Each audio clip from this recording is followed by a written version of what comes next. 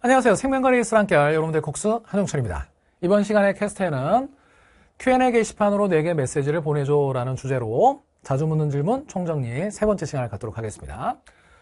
네, 무엇이든 물어보세요. 생명과학원 개념이 헷갈려요. 이제 실제 Q&A에 올라온 질문 중에서 여러분들이 그래도 가끔씩은 좀 애매하다 생각했을 것 같은 그런 주제를 가지고 간략하게 대화를 나눠본 시간을 갖도록 하겠습니다. 자주 나온 질문인데요. 세포흡은 이화작용인데 ATP 합성은 동화작용 아닌가요? 어떻게 세포흡을 통해 ATP 합성이 일어나나요? 이런 질문 참 많이 나와요. 근데 실제 이화작용과 동화작용을 학습적인 측면에서 따로따로 공부하긴 하지만 이화와 동화가 별도로 일어나는 게 아니라 동시다발적으로 일어납니다. 그래서 하나의 반응에서 이화 또는 동화작용이 한 가지만 일어나는 게 아니기 때문에 포도당이 분해되는 이화작용의 결과 ATP가 합성이라는 동화작용이 일어났기 때문에 막연하게 세포흡은 이화작용, ATP는 동화작용 이걸 한 선지에서 한꺼번에 물어보지 않아요. 그래서 요거는 여러분들 헷갈려하실 필요 없고 실제 개념적으로 헷갈릴 수는 있겠지만 문제풀이를 하다 보면 명확하게 구분이 가니까 그거는 혼돈을 안 일으키셔도 되겠고 두 번째 조절중추와 연결중추가 헷갈려요. 사실 둘 다 이 두 가지 표현에 중추라는 말이 들어가서 헷갈리는 것 같은데 조절중추는 명령을 내리는 중추고 연결중추는 해부학적으로 연결되는 중추를 얘기하죠. 예를 들어서 심장박동 조절중추는 연수잖아요. 그러니까 심장박동이 빨리 뛰고 느리게 뛰게끔 이렇게 명령을 내리는 건 연수란 말이지. 그런데 이 연수에 연결된 자율신경이 연결된 중추는 해부학적으로 차이가 있어. 교감신경은 척수에서만 뻗어나오고 그리고 심장에 연결된 부교감신경은 연수에서 뻗어나오거든.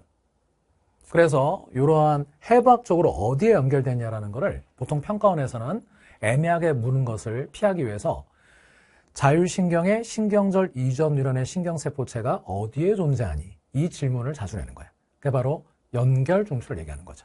하지만 조절중추라는 표현을 쓰면 이거는 심장박동 조절의 명령을 누가 내리느냐 이렇게 명시해서 물어보는 거기 때문에 사실 개념 공부하는 동안 살짝 헷갈릴 수 있겠지만 문제를 풀다 보면 자연스럽게 교정이 됩니다. 그래서 실제 우리가 이제 철자 개념에서도 개념서에 이런 그림들을 이제 공부하는 이유가 바로 연결중추가 자율신경이 어느 중추에서 연결되냐, 뻗어나오냐 이걸 이제 좀 더 시각적으로 단순화시키기 위해서 이런 그림을 공부했던 거죠. 그 다음에 세포분열 문제에서 반대 라인 같은 라인 논리를 항상 적용할 수는 없나요? 라고 했는데 이것도 이제 두 가지 상황인 거예요.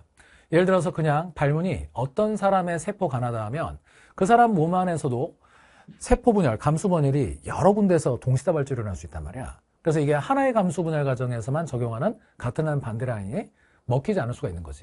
예를 들어서 이제 한개체 문제이기 때문에 개체 유전자를 파악하고 가와 나에는 개체 유전자 일부가 없구나. 그럼 핵상이 N이란 말이야. 그래서 가에는 라지 AB가 있고 나에는 라지 A 스몰 B가 있다.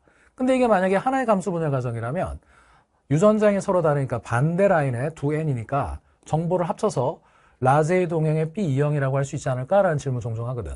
근데 이게 어떤 사람의 세포라고 했지 이게 하나의 감수분열 과정에서 발견되는 세포들이라고 언급한 건 아니기 때문에 이런 류의 문제에서는 한개체의 세포들이긴 하지만 같은 라인 반대 라인으로 문제를 푸시면 안 돼요. 하나의 감수분열 중에 세포란 말이 없기 때문인 거지. 단정할 수가 없는 거지. 반면에 그림으로 하나의 감수분열 과정의 세포들을 갖고 냈다거나 또는 이렇게 발문해서 지원기 세포 1으로부터 형성된 세포들이라고 해서 하나의 감수분열 과정에서 발견된 세포들이라고 할 때는 이런 경우에는 당연히 우리가 반대 라인이라는 풀이 같은 라인 풀이를 할 수가 있는 거지. 그리고 이제 요즘에 이제 중간고사 기간이어서 여러분들이 질문이 뜸하긴 한데 자분기 및 향후 학습법이 궁금하다. 하반기 대비를 해야 되니까. 자분기 문제 풀 때 실전처럼 찍고 풀어도 될까요? 사실 우리가 문제를 풀어보는 목적은 틀려보면서 배우려고 하는 거잖아. 그리고 가장 중요한 건 반복이죠. 반복. 그래서 본인 스타일이 찍고 푸는 걸 좋아하는 스타일이라면 그렇게 풀고 그리고 교정하면서 강사의 해설 강의를 보고 이런 거 내가 놓쳤구나 이렇게 하셔도 되고 근데 제가 이제 추천하는 방식은 보통 자분기와 같이 유형별 엔제 같은 경우에는 시간을 두고 빨리빨리 푸는 연습보다는 논리적으로, 개념적으로, 스킬적으로 나의 점검을 하기 위한 문제풀이로 쓰였으면 좋겠다. 그래서 자분기는 가급적이면 논리적인 사고를 점검하는 용도로 했으면 좋겠고 대신에 여러분들이 이제 실전 연습을 하겠다라고 하면 뭐 예를 들어서 RGB나 만시와 같이 자기점검용으로 하는 모의고사 형태의 문제들 이런 것들은 시간을 재고 풀어보는 걸 추천합니다. 근데 이제 자분기 같은 경우에는 유형별 N제에 속하는 것이기 때문에 시간을 두고 빨리 푸는 연습 용도가 아니라 유형별로 스킬이나 논리나 개념을 또는 생각의 흐름을 정리해보는 용도로 하시는 걸 추천드려요. 그리고 자분기는 이제 강의용 플레이 문제가 있고 리플레이 문제가 있는데 리플레이 문제 같은 경우는 이제 복습으로 다시 한번 풀어보라는 취지거든요. 그래서 뭐 플레이 강의를 듣고 며칠 안에 다시 한번 복습한다는 그런 용도로 쓰셔도 되고 아니면 나중에 여러분들이 6평전이나 또는 9평전 수능전에 사실 자분기는 난이도가 있는 교재이기 때문에 적어도 한 3번 정도는 반복을 하는 걸 저는 추천하거든요. 그래서 중요한 시험 전에 6평, 9평 수능전에 리플레이 문제로 다시 한번 복습한다는 느낌으로 문제를 풀어보셔도 좋을 것 같습니다. 자분기는 언제까지 하면 좋으냐? 일반적으로 이제 현장 강의에서는 7월 초에 종강을 하기 때문에 그 시즌에 맞춰서 인강 수강생들도 끝내주는 게 좋긴 한데 사실 늦게 시작한 친구들도 있기 때문에 아무리 늦어도 9평전까지는 끝내셔라. 그리고 그 이후에는 뭐 로직엔젤 최종 점검, 메인 커리가 있는 가운데 1년 동안 여러분들은 주간지로 활용할 수 있는 RGB 만시 이런 것들을 병행해주면 좋을 것 같고요. 풀 모의고사로는 이제 철두철미 실전 모의고사 시즌 1, 2, 3가 있으니까 본인의 여건과 형편에 따라서 활용해 주시면 좋을 것 같아요. 아직 기출학습을 끝내지 못했는데 무엇을 해야 될까요? 지금 현 시점이 지금 제가 4월 중순에 이 영상을 촬영하고 있기 때문에 아직 기출을 끝내지 못했다면 시즌쯤에 봤을 때는 좀 늦은 편이죠. 그래서 우선순위를 잡자면 기출 문제에서 가장 중요한 최근 3개년 내 평가원 기출을 먼저 풀어보시라. 그리고 EBS 연계교재는 꼭 풀어보시라. 과학탐구 같은 경우에는 EBS 연계교재의 반영 비율이 높기 때문에 6평전의 수특, 9평전의 수완. 그리고 풀어보시되 전범위 다 풀어보기 부담스러우면 기출의 최근 3개년 평가원과 더불어서 막전이 근육 유전에서 좀 신선한 문제, 좀 생소한 문제 이런 거 골라서 풀어보시면 좋을 것 같고 3단원의 항상성 그래프나 면역 관련 실험 문제 이런 것들은 풀어보시면 좋을 것 같아요.